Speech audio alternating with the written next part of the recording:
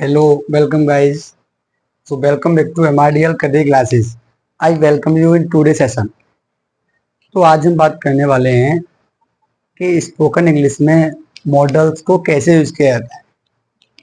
How to use models in spoken English. Spoken English में models को कैसे use किया जाता है, हम इस बात को करने वाले हैं. तो मेरे साथ इंटरेक्टिव होने का काम करेंगे. तो पहले तो एक बार जो बच्चे न्यू हैं, जिन्होंने अभी तक चैनल को सब्सक्राइब नहीं किया है, I request you to subscribe my channel.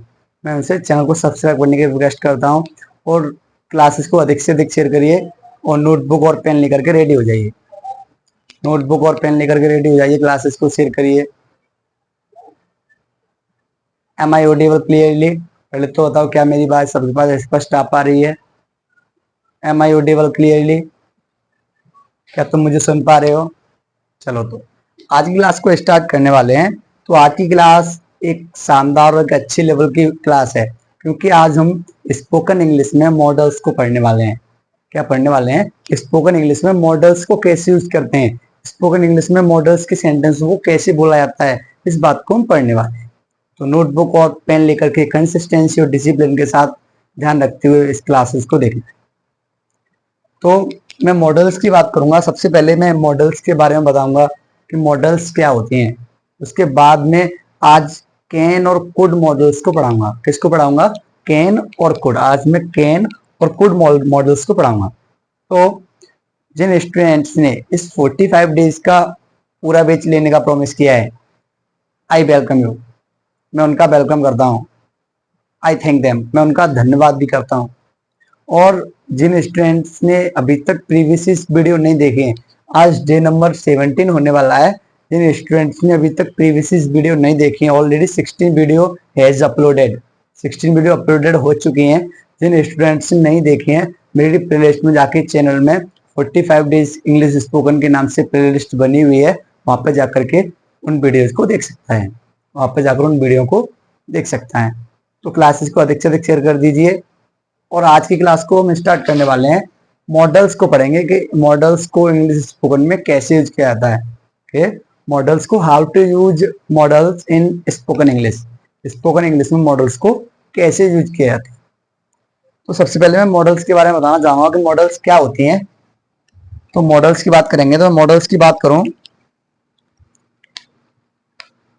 Models की बात करूं तो मॉडल्स बेसिकली ऑक्सिलरी वर्ब होती है.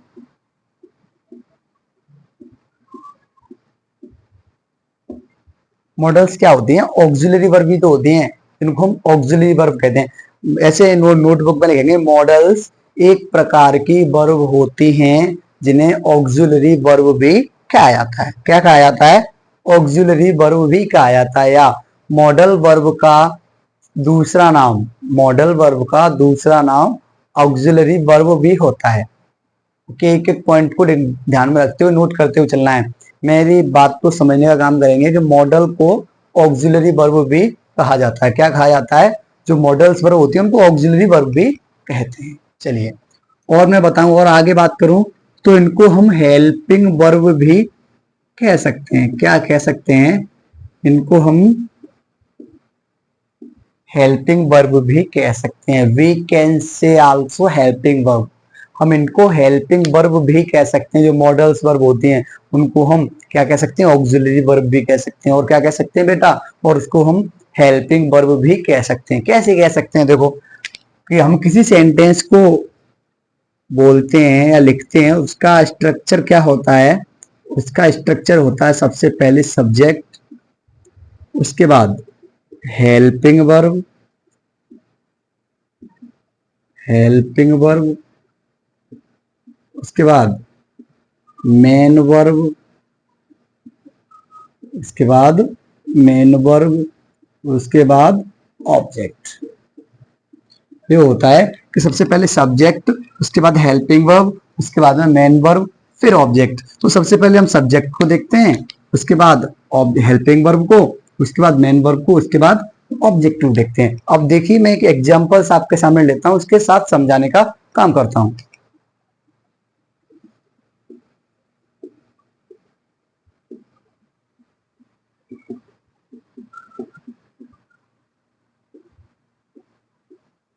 मैंने एक एग्जांपल लिया, she can lift the box, she can lift the box, वह बॉक्स को उठा सकती है। हमने एक एग्जांपल लिया, वह बॉक्स को उठा सकती है। तो देखिए क्या है, सबसे पहले सब्जेक्ट, उसके बाद क्या है, कैन हेल्पिंग वर्ब है। क्या है यहाँ पर, कैन हेल्पिंग वर्ब है। इसके बाद लिफ्ट द बॉक्स, लिफ्ट क्या है यहाँ पर, मेन वर्ब है। क्या है बेटा यहाँ पर, लिफ्ट मेन वर्ब है, लिफ्ट मेन वर्ब है। वो हेल्पिंग वर्ब क्या है, जो हेल्पिंग वर्ब है वो हमारी कैन है। क्या हो गई, कैन हो गई। तो मैं बताऊं तो क्या होता है कि जो मॉडल्स होती हैं उनको हम ऑक्सिलरी वर्ब भी कहते हैं, उन्हीं को हम हेल्पिंग वर्ब भी कहते हैं। और सेंटेंस का स्ट्रक्चर हमने पता किया कि हेल्पिंग वर्ब क्यों कहते हैं, क्योंकि सेंटेंस का स्ट्रक्चर होता है सबसे पहले सब्जेक्ट, उसके बाद हेल्पिंग वर्ब, उसके बाद में मेन वर्ब, फिर उसके बाद में ऑब्जेक्ट। सेंटेंस को मैंने समझाया, सी कैन लिफ्ट द बॉक्स, वो बॉक्स को उठा सकती है। वो अपनी एबिलिटी के बारे में बता रही है। किसके बारे में बता रही है, अभी आगे पढ़ेंगे कि कैन का प्रयोग कहां पर करते हैं। तो हेल्पिंग वर्ब मॉडल्स वर्ब को भी कहते हैं। Okay, did you understand, did you understand, comment me please, मेरे को कमेंट कीजिए आप समझ गए। Are you getting my point, are you getting my point, बोलो यस और नो, यस और नो। और तेजी से क्लासेस को तेजी से क्लासेस को शेयर कर दें, जितने सारे स्टूडेंट्स रह गए हैं सबके पास क्लासेस को शेयर कर दें, ताकि हर एक बच्चा, ताकि भारत का हर एक बच्चा इंग्लिश बोलना सीख सके। मृदुल सर के द्वारा, MRDL सर के द्वारा एक भारत का हर एक बच्चा इंग्लिश बोलना सीख सके। क्योंकि यहाँ पे इंग्लिश रटाई नहीं जाती, इंग्लिश सिखाई जाती है। क्योंकि यहाँ पे इंग्लिश रटाई नहीं जाती, इंग्लिश क्या सिखाई जाती है। और मेरी क्लास से इंग्लिश लिख कर नहीं बेटा, सीख कर निकले। कैसे लिखना है, मेरी क्लास से इंग्लिश लिख कर नहीं, सीख कर निकले। तो मैंने बताया कि मॉडल्स को ऑक्सिलरी वर्ब, हेल्पिंग वर्ब भी कहा जाता है। मैंने आपको डिस्क्राइब भी करके बताया कि देखो ऐसे इसको हेल्पिंग वर्ब कहा जाता है। अब मैं आज दो मॉडल्स की बात करने वाला हूँ, नहीं सॉरी, पहले तो मैं मॉडल्स को बताने वाला हूँ। कुछ इंपोर्टेंट मॉडल्स के नाम आपके सामने पेश करने वाला हूँ कि कौन कौन से इंपोर्टेंट मॉडल्स कौन कौन से होते हैं। ओके, किसी को स्क्रीनशॉट लेना हो तो वो स्क्रीनशॉट ले सकता है, मैं थोड़ा साइड में हो जाता हूं।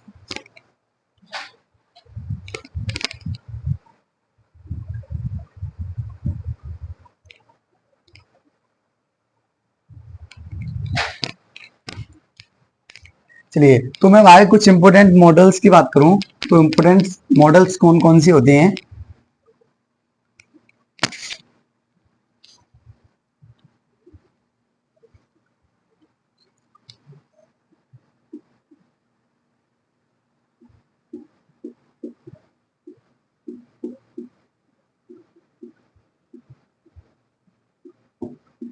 मैं कुछ इंपोर्टेंट मॉडल्स की बात करने वाला हूं कि कौन कौन सी मॉडल्स और इंपोर्टेंट हैं, कौन कौन सी मॉडल वर्ब को हम पढ़ने वाले हैं।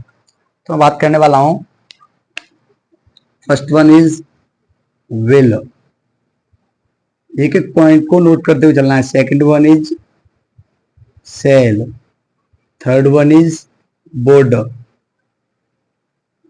4 नंबर पर सोड, आगे कैन, आगे कोड, आगे मे, आगे माइट, जिसका हम बहुत रेयरली केस में यूज किया जाता है। आगे यूज्ड टू। और बताओ, और बताओ कौन सी रह गई है। Will, shall, would, should, can, could, might, may, used to. और बताओ किसी को कोई ध्यान आ रहा हो तो, और अगर किसी को कुछ ध्यान आ रहा हो तो बताओ। तो मैंने कुछ इंपोर्टेंट मॉडल्स के नाम आपके सामने लिए, will, shall, would, should, can, could, may, might और यूज्ड टू, मे, माइट और यूज्ड टू।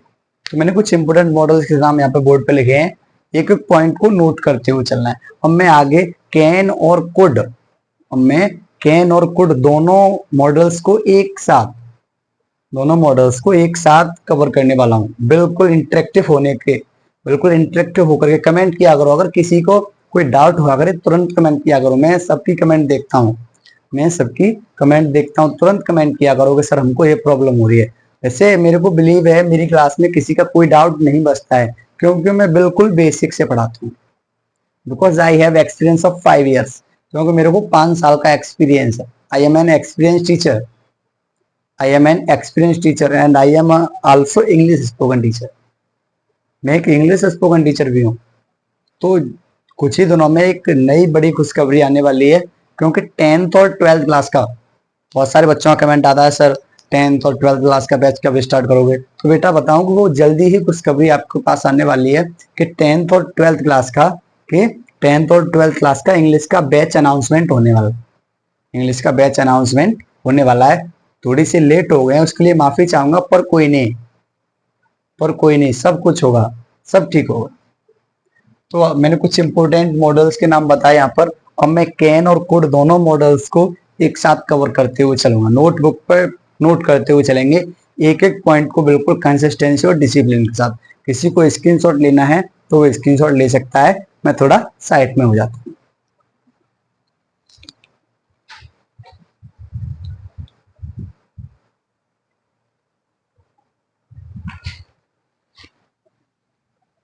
चलिए, तो मैं कैन और कुड को बारे में बताने वाला था कि कैन का और कुड का प्रयोग कहाँ कहाँ पर करते हैं। दोनों को एक साथ पढ़ने का काम करेंगे।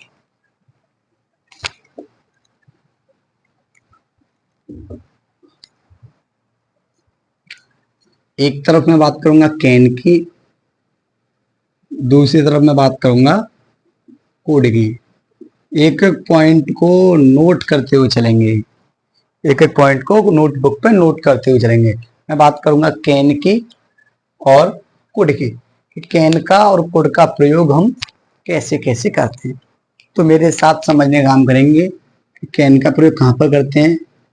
बेसिकली मैं बताऊं, कैन का प्रयोग हम हिंदी सेंस में सकता है। अभी बताऊंगा कैन का प्रयोग कौन कौन सी जगह पर करना है, लेकिन मेरी बात को समझना है कि कैन का प्रयोग बेसिकली हिंदी सेंस में सकता है, क्या सकता है के लिए किया जाता है। आगे मैं बात करूं कुड का प्रयोग, तो मैं कुड के प्रयोग की बात करूं तो कहीं पर सका या सकता था, क्या कुड का प्रयोग सका या सकता था। कैन का प्रयोग सकता है, कुड का प्रयोग सका या सकता था। एम आई राइट? एम आई राइट बोलो यस और नो। किस किस की बात समझ में आ रही है कि कैन का प्रयोग हम सकता है, कुड का प्रयोग हम सका या सकता था। मतलब कैन का प्रयोग हम प्रेजेंट टेंस में करते हैं। कैन का प्रयोग हम कहां पर करते हैं बेटा? प्रेजेंट टेंस में करते हैं, जबकि कुड का प्रयोग हम पास्ट टेंस में करते हैं। किस में करते हैं? पास्ट टेंस में करते हैं। कुड का प्रयोग पास्ट टेंस में करते हैं। कैन का प्रयोग प्रेजेंट टेंस में करते हैं और कुड का प्रयोग पास्ट टेंस में करते हैं। अब देखें कहां पर करते हैं कैन का प्रयोग। फर्स्ट वन इज एबिलिटी बताने के लिए। एबिलिटी, कौन कौन बच्चा बताना चाहेगा कि एबिलिटी को हिंदी सेंस क्या होता है? एबिलिटी का हिंदी सेंस क्या होता है? जल्दी से कमेंट आनी चाहिए, देखता हूं कौन पहले बताएगा। जल्दी से कमेंट आनी चाहिए। एक बच्चे का कमेंट आ रहा है सर पावर। बेटा पावर नहीं बोलते उसे, पावर नहीं बोलते उसे बेटा, इसे योग्यता बोलते हैं। क्या बोलते हैं? योग्यता। तो यहां पर भी बात योग्यता की हो रही होगी। किसकी हो रही होगी? एबिलिटी, योग्यता की बात हो रही होगी। मैं 5 किलोग्राम दूध पी सकता हूं। सॉरी, दूध के साथ किलोग्राम नहीं आएगा, लीटर आएगा। मैं 5 लीटर दूध पी सकता हूं। मैं इस बॉक्स को उठा सकता हूं। मैं 10 किलोमीटर दौड़ सकता हूं। मैं अंग्रेजी बोल सकता हूं। जहां पर भी बात एबिलिटी की होती है, किसकी होती है बेटा? जहां पर भी बात एबिलिटी की होती है, योग्यता की होती है, वहां पर हम कैन का प्रयोग करते हैं। किसका प्रयोग करते हैं? कैन का प्रयोग करते हैं। अच्छा चलो, दूसरा प्रयोग मैं बताऊं कैन का प्रयोग कहां पर करते हैं। जहां पर ही बात पॉसिबिलिटी, पॉसिबिलिटी, पॉसिबिलिटी की संभावना, जहां पर ही बात संभावना की हो, किसकी हो बेटा? जहां पर भी बात संभावना की हो, पॉसिबिलिटी की हो, वहां पर भी हम कैन का प्रयोग करेंगे। किसका प्रयोग करेंगे? कैन का। आज वर्षा हो सकती है, भारत मैच जीत सकता है। फिलहाल तो सेकंड टेस्ट है ना जो इंग्लैंड से है वो हार गया, सॉरी थर्ड टेस्ट इंग्लैंड से हार गया है 22 रन से। लेकिन मैं प्रिडिक्शन कर रहा हूं, मैं संभावना बता रहा हूं कि भारत मैच जीत सकता है, भारत मैच जीत सकता है। ये कोई टेंशन में बताऊं तो राधिका घर पर हो सकती है, राधिका घर पर हो सकती है, बच्चा छत पर हो सकता है। तो जहां पर संभावना बतानी हो, जहां पर हमको एबिलिटी बतानी हो, वहां पर हम क्या करेंगे? कैन का प्रयोग कर देंगे। प्रेजेंट टेंस में कैन का प्रयोग कर। अच्छा, अब मैं बात करूं कि थर्ड पॉइंट क्या रहने वाला है कि कैन का प्रयोग और कहां पर करते हैं। तो मैं कैन के प्रयोग की बात करूं तो कैन का प्रयोग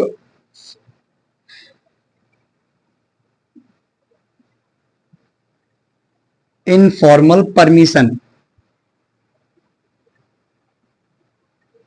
जहां पर भी इनफॉर्मल परमिशन का मतलब अनौपचारिक आज्ञा, जहां पर भी अनौपचारिक आज्ञा मांगते हैं वहां पर में हम कैन का प्रयोग करते हैं। क्या मैं बाहर जा सकता हूं? क्या मैं टॉयलेट जा सकता हूं? क्या तुम मुझे किताब दे सकते हो? तो जहां पर भी इनफॉर्मल परमिशन की बात होगी, आज्ञा के देने लेने की बात होगी, वहां पर हम कैन का प्रयोग करेंगे। तो कैन के प्रयोग को हमने पता किया कहां कहां पर करते हैं। तो मेरे साथ समझने का काम करेंगे कैन का प्रयोग कहां कहां पर करते हैं। जहां क्योंकि कैन का बेसिक सेंस मैं दोबारा से समझा रहा हूं, समझने का काम करेंगे। कैन का प्रयोग हम सकता है के लिए करते हैं, जिसको हम प्रेजेंट टेंस में प्रयोग करते हैं। जहां पर बात एबिलिटी की होती है, योग्यता की होती है, वहां पे कैन का प्रयोग करते हैं। जहां पर बात पॉसिबिलिटी संभावना की होती है, वहां पर कैन का प्रयोग करते हैं। जहां पर इनफॉर्मल परमिशन दी जाए या मांगी जाए, हाँ अनौपचारिक आज्ञा मांगी जाए या दी जाए, वहां पर भी हम कैन का प्रयोग करते हैं। किसका प्रयोग करते हैं? कैन का प्रयोग करते हैं। अब मैं बात करूं तो सेंटेंस स्ट्रक्चर क्या रहने वाला है। I am talking about the sentence structure of can. मैं कैन के प्रयोग के सेंटेंस स्ट्रक्चर की बात करूं कि कैन का प्रयोग का सेंटेंस स्ट्रक्चर क्या रहने वाला है, तो मेरे साथ समझने का काम करेंगे कि कैन के प्रयोग का सेंटेंस स्ट्रक्चर क्या रहने वाला है, और बिल्कुल एग्जांपल के साथ अपने डाउट को क्लियर करते हुए चलेंगे। और सारे बच्चे एक बार मेरे को थम्स अप करके भेजें, सारे बच्चे एक बार मेरे को थम्स अप करके भेजा ताकि मैं देख सकूं कि कितने बच्चे एक्टिव चल रहे हैं।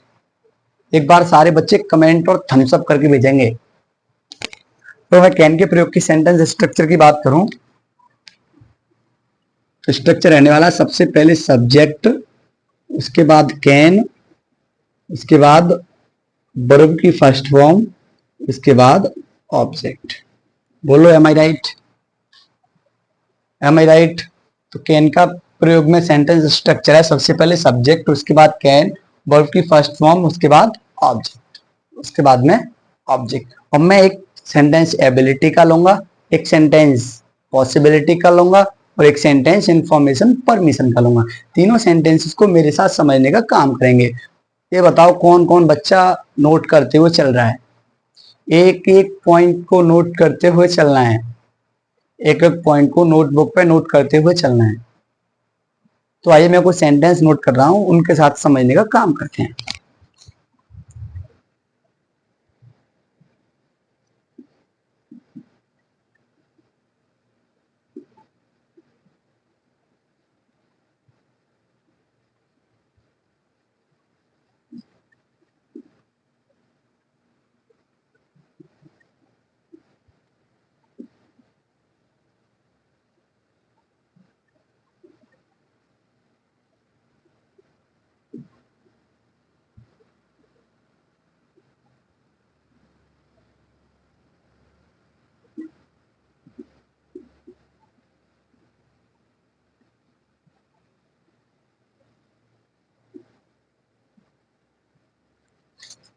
एक मैं सेंटेंस इंफॉर्मेशन परमिशन का लगूंगा।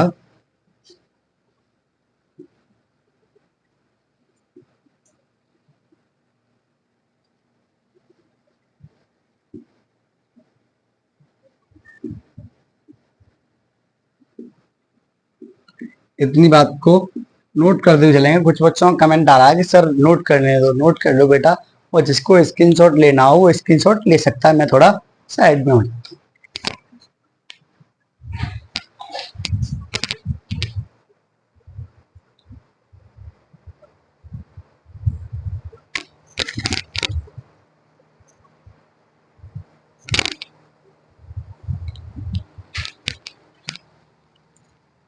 तो मैंने 3 सेंटेंसेस को लिखा। मैंने पहला सेंटेंस लिखा, मैं 10 किलोमीटर दौड़ सकता हूँ। मैं 10 किलोमीटर दौड़ सकता हूँ। मैं इसमें एबिलिटी की बात कर रहा हूँ कि मेरी योग्यता है कि मैं 10 किलोमीटर दौड़ सकता हूँ। दूसरा, पॉसिबिलिटी, भारत मैच जीत सकता है।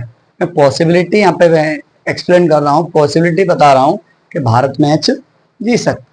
तीसरा, क्या मैं अंदर आ सकता हूँ, जहां पर इनफॉर्मल परमिशन, आज्ञा मांगी जाए या दी जाए, वहां पर हम कैन का प्रयोग करते हैं। तो तीसरे वाले सेंटेंस में इनफॉर्मल परमिशन की बात हो रही है। आइए तीनों सेंटेंसेस को मेरे साथ स्ट्रक्चर के हिसाब से बनाने का काम करते हैं। पहला सेंटेंसेस क्या लिखा हुआ है, मैं 10 किलोमीटर दौड़ सकता हूं। सबसे पहले subject,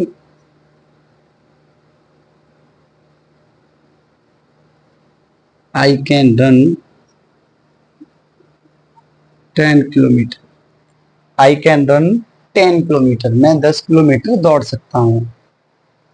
I can run 10 kilometre. वो बोलो एम आई राइट, किस किस की समझ में ये वाला सेंटेंस नहीं आया?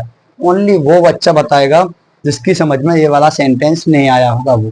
क्योंकि हम इंग्लिश स्पोकन की क्लास को सीख रहे हैं, बिल्कुल बेसिक से एडवांस तक, level by level grow up करते हुए चल रहे हैं। मैंने बोला अपनी डेली कन्वर्सेशन में इंग्लिश सेंटेंसेस को लाइए, बेसिक सेंटेंसेस से इंग्लिश बोलना स्टार्ट कीजिए, और English will be better, your English will be better definitely, it's my promise.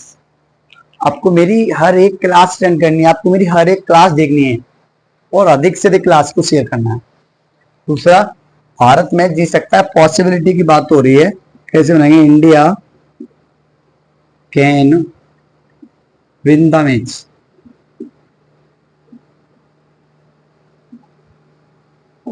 India can win the match. India can win the match, Bharat match जीत सकता है। India can win the match. आगे, क्या मैं अंदर आ सकता हूं, कैन आई कम इन। क्या मैं अंदर आ सकता हूं, कैन आई कम इन। क्या मैं अंदर आ सकता हूं, कैन आई कम इन। क्या मैं अंदर आ सकता हूं।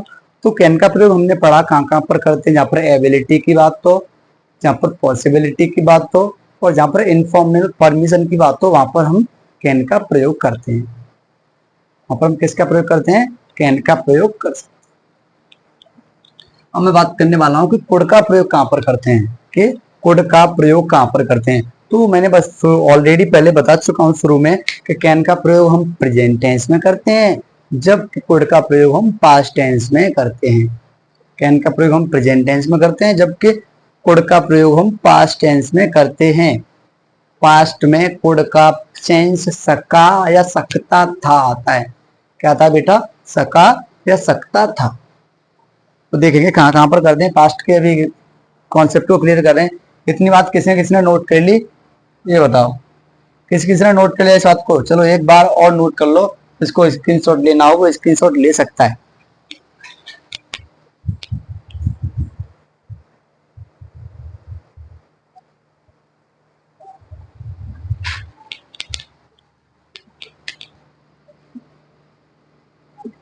जिसको स्क्रीनशॉट लेना होगा स्क्रीनशॉट ले सकते हैं। तो मैंने सारे सेंटेंस को बताया, कैन का प्रयोग हम सकता है के लिए करते हैं प्रेजेंट टेंस में। यहाँ पर बात एबिलिटी की होती है, पॉसिबिलिटी की होती है, इनफॉर्मल परमिशन की होती है, वहां पर हम कैन का प्रयोग करते हैं। Structure, subject plus can plus first form plus object. I can run 10 kilometre, Bharat में जी सकता है। India can win the match, क्या मैं अंदर आ सकता हूँ, कैन आई कम इन। मैं पास्ट की बात करने वाला हूँ, कैन के प्रयोग को साफ कर देते हैं।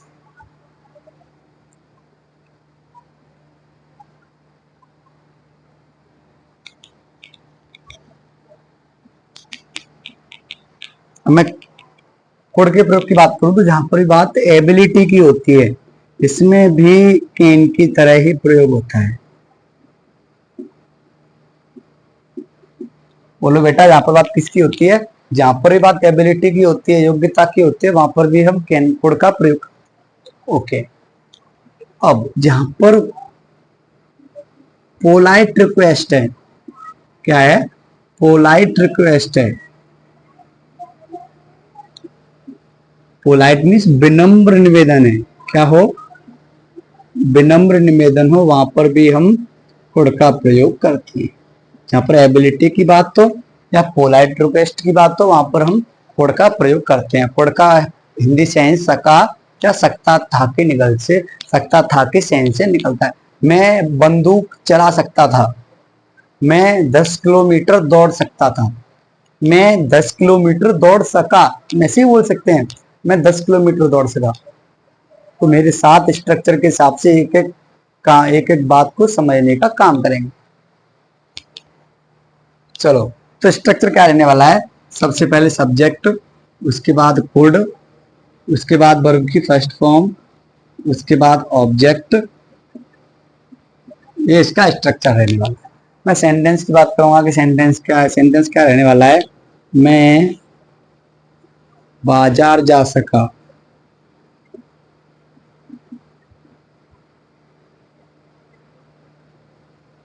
तुम छत पर चढ़ सकते थे, तुम छत पर चढ़ सकते थे। मैंने 2 सेंटेंस लिखे, मैं बाजार जा सका, दूसरा सेंटेंस तुम छत पर चढ़ सकते थे। एक सेंटेंस में लगा मैं बाजार जा सका, दूसरा सेंटेंस तुम छत पर चढ़ सकते थे। तो कुड का प्रयोग हम एबिलिटी और कहीं पर पोलाइट रिक्वेस्ट की बात हो, विनम्र निवेदन की बात हो, वहां पर हम कुड का प्रयोग करते हैं। कुड का हिंदी सेंस सका या सकता था से निकलता है। तो कैसे करेंगे, मैं बाजार जा सका, I could go to market, I could go to market. तो सेंटेंस तुम छत पर चढ़ सकते थे, you could climb on the roof, you could climb on the roof. तो मैंने आज की क्लास में कैन की और कुड को प्रयोग को सिखाया, और इन स्टूडेंट्स के समझ में आ गया वो थम्स अप कर दें। क्लासेस को डेली देखें, कंसिस्टेंसी और डिसिप्लिन के साथ इंग्लिश को बोलना सीखें। अपने डेली कन्वर्जेशन में, day to day life conversation में बेसिक इंग्लिश की बेसिक सेंटेंसेस को लाइए, उनको याद कीजिए। अधिक से अधिक वर्ब्स याद होनी चाहिए, मिनिमम 500 वर्ब्स प्रत्येक स्टूडेंट्स को याद होनी चाहिए, और English will be better properly. You will learn how to speak English in 45 days. 45 days में इंग्लिश को कैसे बोला जाएगा ये तुम सीख जाओगे। It's my promise. तो आज की क्लास को यहीं पर खत्म करते हैं, और I request again to you who those doesn't subscribe my channel till now, please subscribe my channel. Okay, तो चलो मिलते हैं अब कल की क्लास में। Okay guys, bye.